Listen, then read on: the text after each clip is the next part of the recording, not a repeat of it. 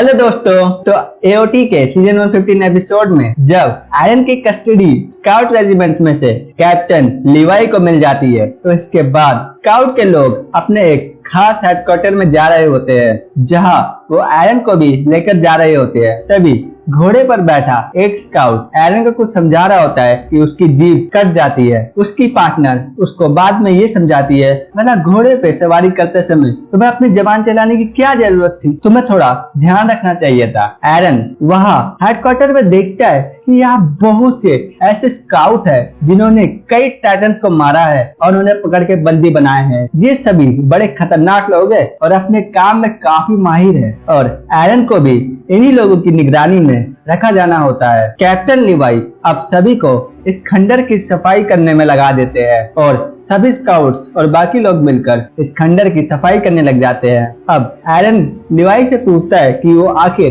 कहाँ सोएगा, तो captain Levi उसे कैबिन में सोने को बोलते हैं। वो कहते हैं जब तक उसे उनकी ताकत का अंदाजा ना हो तब तक उन्हें उसको कैबिन में ही सुलाना पड़ेगा, ताकि वो उस पर सख्त निगरानी रख सके। तभी वहाँ पर एक स्काउट आती है और वो आयरन को बोलती है कि आयरन, तुम्हें ज्यादा टेंशन लेने की कोई जरूरत नहीं है, हम सब तुम्हारे दोस्त हैं। वैसे भी कैप्टन लिवाई जैसी दिखते हैं वो असल में वैसे है नहीं। यहाँ पर आने से पहले वो एक बदमाश हुआ करते थे और कहा जाता है कि शायद कमांडर आर्विन उन्हें यहाँ लेके आए थे। ये सब सुन के आयरन को थोड़ा सा अजीब लगता है और वो स्काउट उसे ये सब बातें काफी हंसते हंसते और मजाक में बता रही होती है कि तभी पीछे से लिवाई उन्हें फिर से सफाई पर लगने को कहता है। यह कमांडर आर्विन और एक उनके दोस्त स्काउट आयरन की कस्टडी को लेकर विचार कर रहे होते हैं। वो कुछ योजना बना रहे थे। इधर आयरन और बाकी सभी स्काउट्स टेबल पे बैठ के चाय पीते हैं। उन्हें सुनने में आया था कि नए लोगों को भी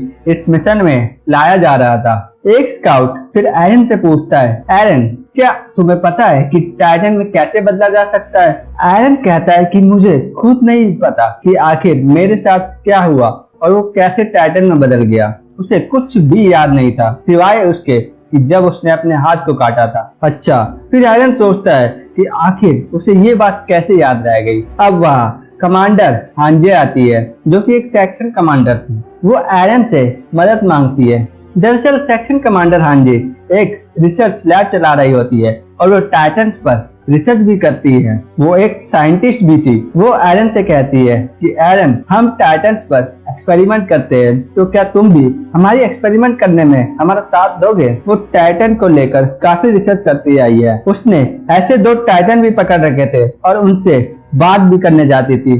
वो बताती है कि कैसे कुछ कैनिबल्स इंसानों को मारकर खाते थे, जो कि 500 साल तक इंसानों को ऐसे मारकर खाते रहे। वो थोड़े बहुत इंसान जैसे दिखते थे, लेकिन उनकी हरकतें काफी अजीब थी। तो उनके चलते वो उन दोनों का नाम रखती है, जिससे उसके एक टाइटन का नाम सोनी और दूसरे का नाम बीफ पड़ता है। वो आयरन को बताती है कि कैसे उसने उन टाइटन्स पर अलग अलग तरीके से प्रयोग किए और उसे पता चला कि आखिर इन्हें भी दर्द होता है, लेकिन उनके दर्द काफी लिमिटेड एक्सप्रेशन तक ही सीमित था। वो उसे ज्यादा नहीं बता पा रहे थे। इसकी वजह से कमांडर कुछ ज्यादा समझ भी नहीं पाई। तो ये भी पता चल गया था कि वो दोनों टाइटन सुबह की रोशनी में थोड़ा ज्यादा ताकतवर रहते हैं, वही रात होते ही वो सुस्त पड़ जाते हैं। इसका मतलब उनकी ताकत की असली वजह खाना नहीं बल्कि सूरज की रोशनी है। वो बिना खाए पिए भी जिंदा रह सकते थे। वो कहती है कि उसकी वजह से और भी बहुत से कैदी टाइटन्स मारे गए थे,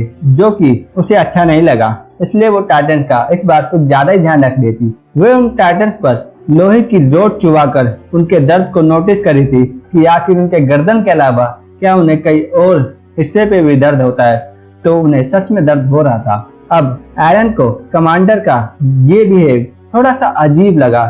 वो उन्हें अपने पेट की तरह रख रही थी। आयरन का कहना था कि इनकी वजह से ही तो इंसानियत खत्म हो रही है और हमारा सारा प्रयास इन्हें रोकने का ही तो है। इस बात पर सेक्शन कमांडर हांजी कहती है कि हाँ, शुरू में उसका भी यही मानना था जब उसके दोस्तों को टाइटन ने खा लिया था, लेकिन बाद में उसे पता चलता है कि टाइटन्स की बॉडी इतने बड़ा होने के बावजूद भी काफी हल्की है, यानी ये इनकी सच्चाई कुछ अलग है। इसलिए वो उन पर रिसर्च करना चाहती है। आयरन सोचता है कि ये स्काउट कितना कुछ कर रहे हैं इंसानियत को बचाने के लिए, तो वो भी उनकी एक्सपेरिमेंट में उनकी मदद करना चाहता था।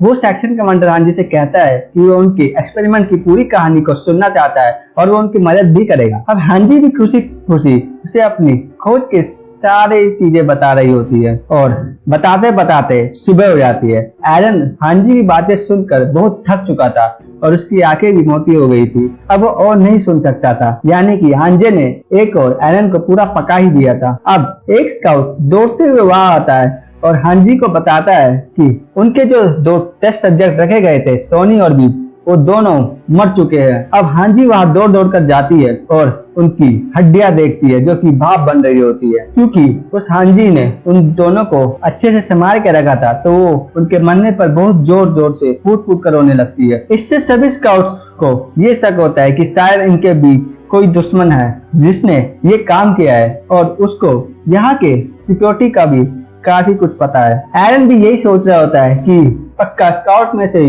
इनका कोई दुश्मन है। कमांडर आर्विन भी अब एरन को इशारा कर पूछते हैं कि तुम्हें क्या लगता है एरन, बताओ कि असली दुश्मन कौन है। और यहीं पर एक रहस्यमयी मोड़ लेते हुए ये एपिसोड खत्म हो जाता है। तो दोस्तों बाय बाय, मिलते हैं अगले एपिसोड में।